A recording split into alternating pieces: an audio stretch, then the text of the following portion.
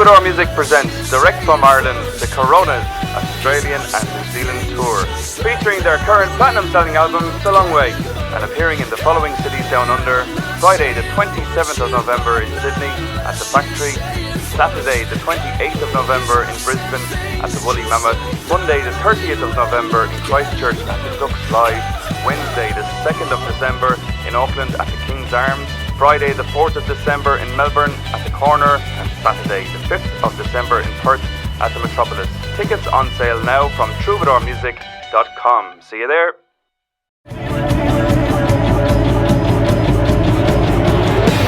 not saying I want you back now unless you say it first. 'Cause I've said things just like that, only to end up getting hurt. The last time you were in Australia, it was a bit of a whirlwind tour. What was your feeling of your first taste of touring Australia?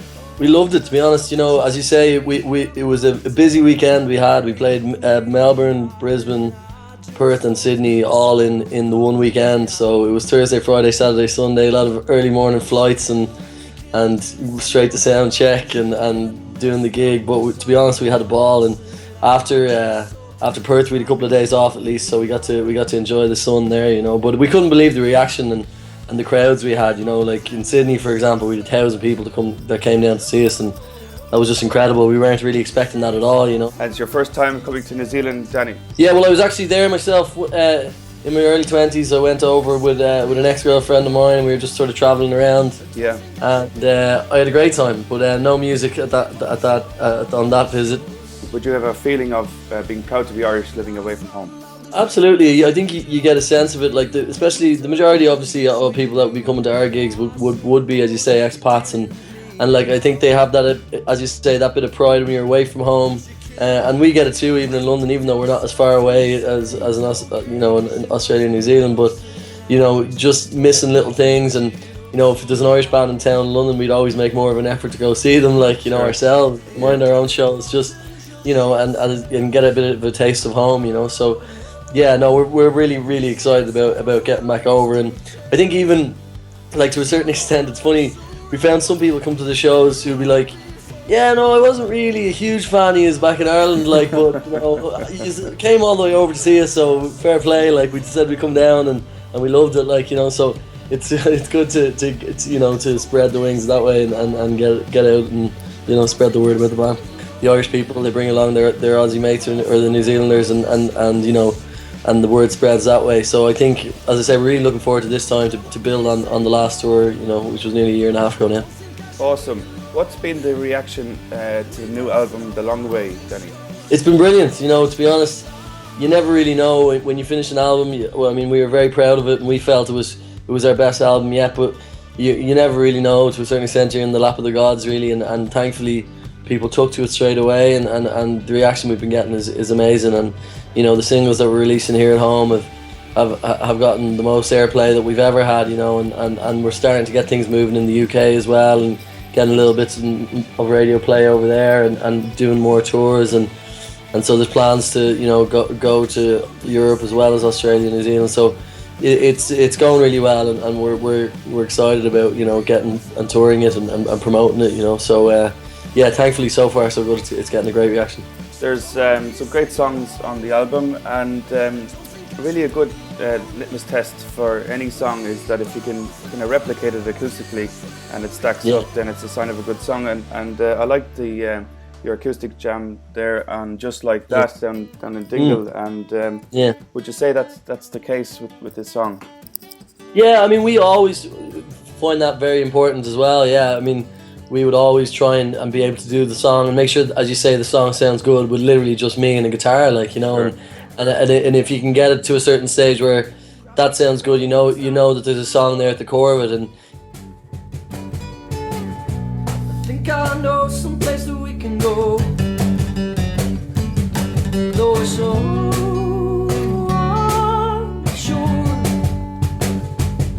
Yeah, we fall, this could be our final word, and we both go, my God, it's a wonderful thing that we're so drawn to each other, and we know it might not even mean anything.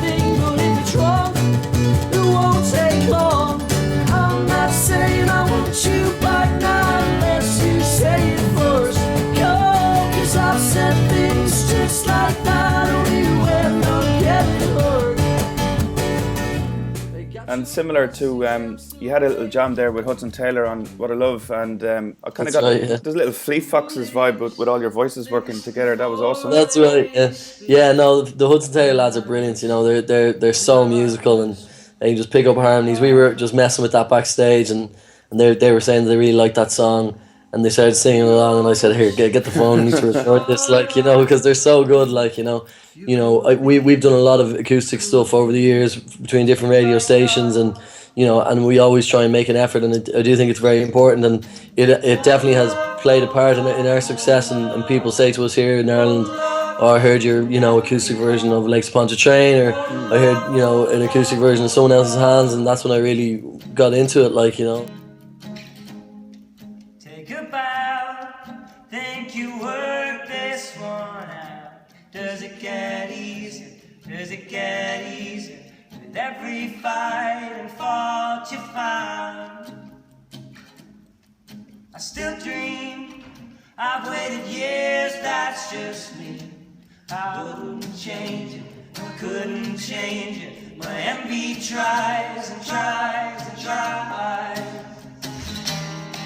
What a love, what a love, what a love. What a love that you can never give up. What a love, what a love, what a love. The kind of love that wakes you up and you gotta let everything out. 'Cause you know that should be good enough. What a love, what a love, what a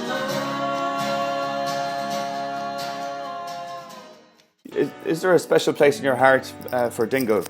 It means a lot to us, and as I say, it's been good to us as well. We've gone down there and locked ourselves away and written albums down there, especially the Closer to You album. It was pretty much written in the house in Dingle in a few weeks, and we really enjoy it. We really like it down there, so it's nice to have that connection to different places. And we've gotten to play there a couple of times as well, and sometimes we try out some of the new material in a little venue in town, whether it be McCarthy's or we did it in a little school down there, actually down really local to us, and it was great. It was great. So yeah, we love being able to do that, and the people are always very good to us. Growing up, there would always music around, and with our families, and there'd always be sessions, and you'd be made sing, like, no matter what age you were. Like, if you went around in a circle, you'd have to know your party piece, like, and do it, like, and that, I'd say that definitely stood to me, getting used to doing that at an early stage, so. And now you can't stop me, you can't shut me up when there's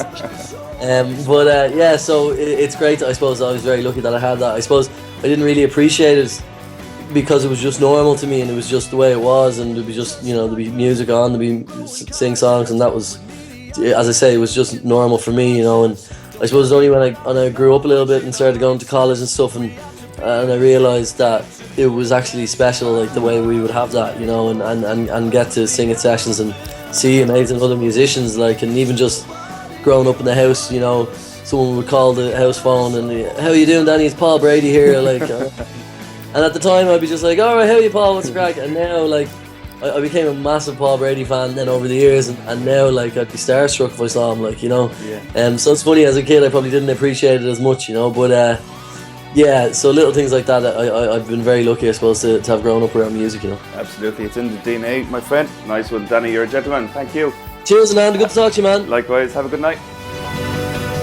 If I had a rainbow, I'd put the end of it at our toes, so nobody could find us. Let the colors always bind us. And if I had a rainbow, I'd put the end of